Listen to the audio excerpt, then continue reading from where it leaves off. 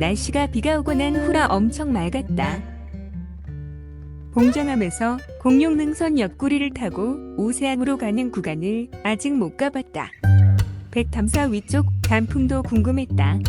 이른 아침을 간단히 먹고 자전거로 백담사 입구에 도착하니 사람들이 엄청 많다. 아침 7시가 첫 차인데 줄이어 마무지 길어서 대략 7대 정도를 보내고 탑승했다. 백담사 탐방지원센터까지는 이틀 전에 들렸다. 봉정암에 미역 시주하러 가시나 보다. 운동화에 가방 메고 대단하시네. 점심은 봉정암 미역국을 영부에 두고 준비를 했는데 좀 제대로 들었네. 시간대가 맞으면 미역국을 먹는 거고 안 맞으면 라면 2개 챙겼으니까 생라면으로 먹을 생각을 했다. 단풍이 거의 절정이다. 이 정도면 위쪽은 단풍 다 떨어졌을 거 같다. 봉정암까지는 계속 계곡을 타고 올라가야 하기에 물소리가 좀 시끄럽다.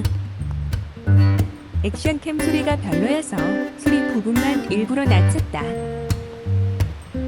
계곡에는 물안개가 조금씩 피어올라서 분위기 좋다. 시간 여유가 많으면 사진 놀이도 하고 쉬엄쉬엄 가겠는데 마음이 급하다. 아침 햇살이 내리치니 분위기가 정말 좋다. 평일인데도 불구하고 이 정도 등산객이면 주말에는 거의 죽음이다. 한 줄로 서서 밀려서 올라갈 것 같다. 출발 전에 대략 다녀온 사람들 시간을 보니 9시간 정도 걸렸다. 나는 10시간 정도 걸릴 예정이라 8시 출발에 6시 도착 예정이라 시간이 많이 부족하다. 그동안 도서관에 처박혀 있어서 제대로 등산한 게 언제쯤인지 모르겠다. 왕복 25km 정도 예상되는데 한동안 등산을 안 해서 무릎이 견디어줄지 모르겠다. 여기는 빛이 서쪽에서 내려치면 이쁜 풍경이라 내려 올 때 사진 찍어야지 했었다. 내려올 때 보니까 해가 떨어져서 빛이 부족해서 망했다. 봉정암까지는 거리가 10km로 길지만 막판 깔딱 고개를 제외하면 그래도 무난하다. 중간중간에 폭포도 많고 용화장성도 보이고 해서 풍경이 제법이다. 그래도 속도가 느린지 뇌가 초월하는 사람들보다는 먼저 보내는 사람이 더 많다. 비가 오고 난 이후여서인지 수량은 평소에 보던 것보다 훨씬 많다. 단풍은 그런대로 볼만하다. 물론 말라 떨어진 것도 있지만 시기적으로 보면 가장 적절한 시기인 것 같다. 아래쪽이 이 정도이면 수렴대 피소 이후부터는 제법 많이 떨어졌을 것 같다. 지난해 이맘때는 중청에서 자고서 이쪽으로 하산을 했었다. 그때는 위쪽이 단풍이 절정이어서 아래쪽은 단풍이 물들지 않았었다. 그러고 보면 올해 날씨가 늦게까지 더워서 단풍이 늦을 것 같았는데 그것도 아니다. 오히려 빨라진 느낌이다. 백담사 쪽으로는 지금까지 하산만 해봤지 들머리로 등산은 안 해봤다. 하산을 하다 보니 주로 봉정암에서 바로 백담사로 빠지거나 공룡능선을 타고 오세암으로 해서 백담사로 내려오거나 오세암까지 짧은 산책 정도만 했었다. 영시암에 도착했다. 여기까지는 진짜 산책이고 그나마 여기서부터는 등산이다. 커피 믹스 한잔 하고 갈까 하다가 물만 먹고 정비하고 스틱도 꺼내서 준비를 했다. 믹스 커피는 공짜인데 옆에 시주함이 딱 놓여있다. 어떤 사람은 그냥 먹고 가고 어떤 사람은 시주함에 5,000원, 만원을 넣는다. 결과적으로 이득일 듯하다. 크크. 지난번 봉정암에서 공양은 공짜로 먹었는데 오늘은 만원 시주하려고 만원짜리 하나 챙겼다. 점심때가 맞아야 하고 밥도 남아야 하기에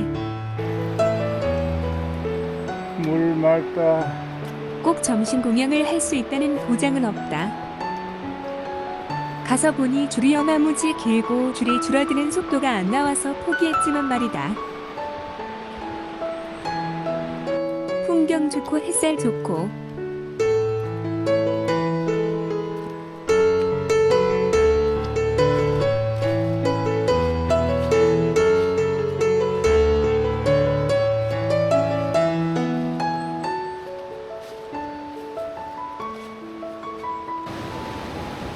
가야동 계곡 여기 한번 가야했으면 좋지. 수령동 대피소 도착이다. 좌측으로 가야동 계곡이 있지만 출입 금지이다. 가야동 계곡은 신발을 벗고 물길을 여러 번 건너야 한다. 그래서 여름 말고는 올라가기 쉽지 않다. 특히나 지금처럼 물이 많을 때는 더 그렇다. 용화 능선이 보인다. 그런데 용화의 단풍은 별로다. 단풍이 아래로 많이 내려와서 일 것 같기도 하다. 계곡 쪽은 단풍이 이쁜데 능선 쪽은 별로다. 멀어서 보이지 않는 것일 수도 있다.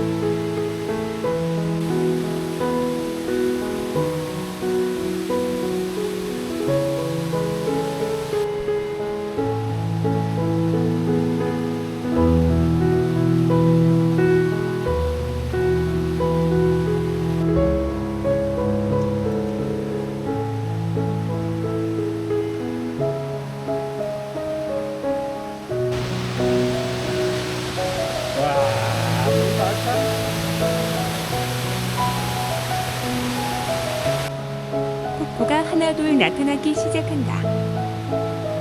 그 이야기는 점점 계단이 많아진다는 거다. 쌍용 폭포에 도착했다. 평일인데도 인증샷을 찍는 줄이 있다. 옆구리에서 조망이 조금 떨어지지만 사진 찍고 나왔다. 상단에서 바라본 쌍용 폭포다.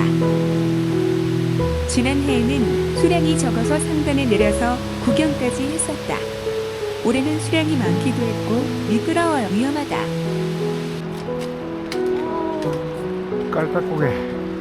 깔딱고개에 도착했다. 주로 해탈고개라고 부르는데 해탈까지는 아닌 것 같아서 숨을 슉슉 하면서 한 걸음 한 걸음 올라간다. 깔딱고개 정상에서 바라본 풍경. 그래도 깔딱고개에 왔다는 건 봉정암이 바로 앞이다는 거다. 사자 바위를 보고 가야겠다.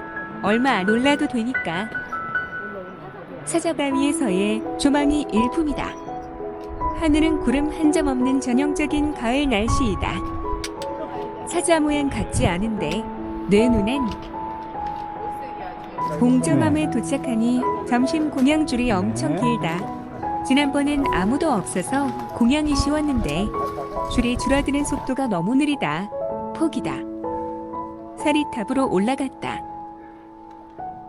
12시가 다 되어서 배가 좀 고프긴 하다만 허기 질 정도는 아니다.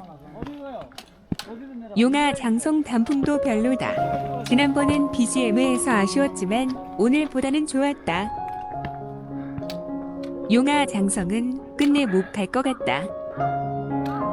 오늘 봉정암 오세암 구간을 가면 모든 정상 탐방로는 다 둘러본다. 시간대를 보니 오세안으로 해서 내려가도 될 것 같다. 조망이 없긴 하겠지만 용화 능선 뒤태를 구경할 수 있지 않을까 생각하면서 오늘의 점심 봉정암 줄이 이래서 실패하고 이걸 웃기니 때우는 걸로. 점심으로 생라면이다. 와 힘들어 죽었네. 생라면 먹고 물을 좀 마시면 안에서 불어서 배가 부를 거다 하하. 네 개째. 이게 마지막이길. 문제는 이쪽 구간이 중간중간 오르막이 있다는 거다. 감사하지만 끝났네. 결국 4개 정도의 오르막을 힘겹게 올라서 오세암에 도착했다. 여기서 물을 다시 채우고 잠시 쉬었다가 내려간다. 여기서부터는 익숙한 길이다. 만해 한용운 선생이 여기 오세암에서 머슴으로 일하다가 출가했다는 것은 처음 알았다. 만경대 막아놨네. 눈에 안 간다. 힘들다. 용화동선 뒤터가 좀 있는 줄 알았더만 아무것도 안 보이네. 만경대를 보러 잠깐 줄을 넘을까 고민을 했지만 힘들다. 만경대 포기하고 그냥 내려섰다. 영시암에 잠깐 들려서 믹스커피 한잔하고 볼일을 좀 보고 백담사로 내려간다. 이때까지만 해도 백담사까지 갈 때까지 해가 좀 있을 줄 알았다. 요 구간을 지나니까 바로 해가 떨어져서 햇살이 없다. 아직까지는 무릎에서 별다른 신호는 없다. 지금쯤이면 삐거덕거릴 만도 한데 걷는 방법을 뒤꿈치부터 닿도록 해서일까? 이틀 동안 여기저기 걸어서 기름칠을 해서일까? 첫째 날은 백담사 입구에서 백담사까지 걸었고, 둘째 날은 비가 와서 꼼짝 못하다가 우산 쓰고 복숭아편까지 걸어서 적응을 해서인지는 모르겠다. 영시암에서 백담사까지도 은근히 거리가 제법 된다. 영시암 오면 거의 다 온 것 같아서 마음을 놓았다가 얼어아주기는 한다. 해가 산 너머로 떨어지는 바람에 풍경이 별로다. 백담사에 도착했다. 와, 씨, 이걸 언제 빠져나가냐? 30분 기다려야겠네. 여기 시간이 갔나? 내가 보기엔 그럴 것 같은데. 한장요? 운행 시간 원래 10월 1일부터 결국 예상대로 30분 기다려서 버스에 탑승했다. 설마 일부러 촬영 때 차를 그렇게 하는 건 아니겠지. 매번 30분 정도라서. 물론 주말이 되면 백담사까지 줄이 어마무지하겠지. 백담사 입구에 주차해둔 자전거는 그대로 잘 있다. 장갑을 물에 씻었더니 자전거 타고 차로 돌아오는데 손이 시렵다. 백담사로 봉정암으로 오세암으로 해서 하루에 다녀올 만하다. 내가 거리를 재보니 26km 정도 나왔고 시간은 10시간 걸렸다. 차로 돌아오니 어두컴컴하고 기진맥진이다. 끝.